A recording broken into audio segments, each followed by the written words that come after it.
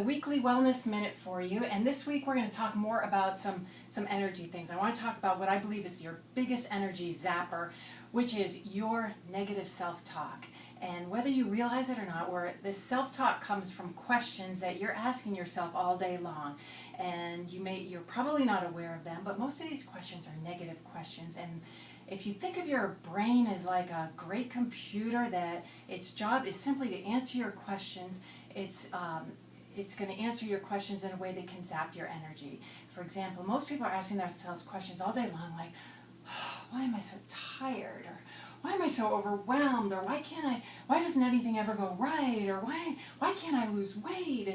And your brain is very efficient, and it will try to answer these questions for you, and will most likely give you questions that are not going to make you feel too good. Like, why am I so tired all the time? Well, and believe me, your computer brain is not that nice. It's going to say, well, maybe because you're fat and lazy, maybe you got bad genes, crappy genes, and you're just going to be tired all the time. Maybe you're not eating well because you have no willpower. And by the time you're through answering all these questions, how do you think you feel? Energized? Probably not.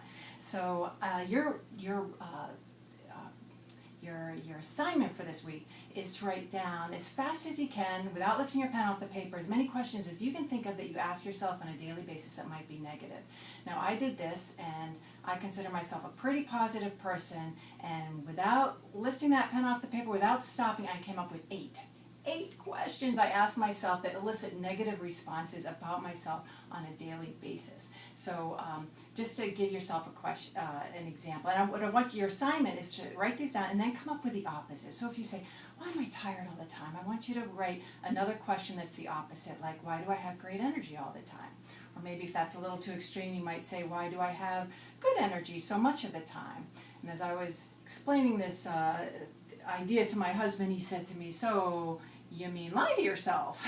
And I said, no, we're not going to lie to ourselves. What's going to surprise you is you're going to be able to find as many examples to support the new question you ask as you did the old question. And I'll give you an example of one of the questions I said to myself, which was, why is running so difficult? And I've been a runner my whole life, and lately, in this past year, it's just getting harder and harder. And I come back, a couple months ago, I'd be coming back from runs, and people say, how was your run? And I'd say, oh, mild torture. And so I started to ask myself, why is it becoming so difficult? So my brain started to answer me, and it started to say, well, maybe because you're getting older. That didn't make me feel too good.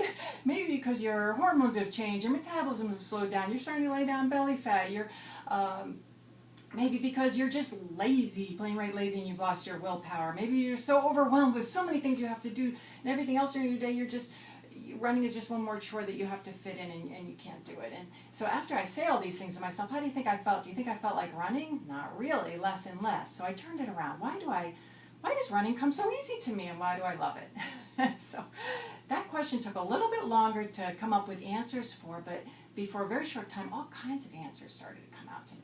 Maybe because I'm so youthful and vibrant.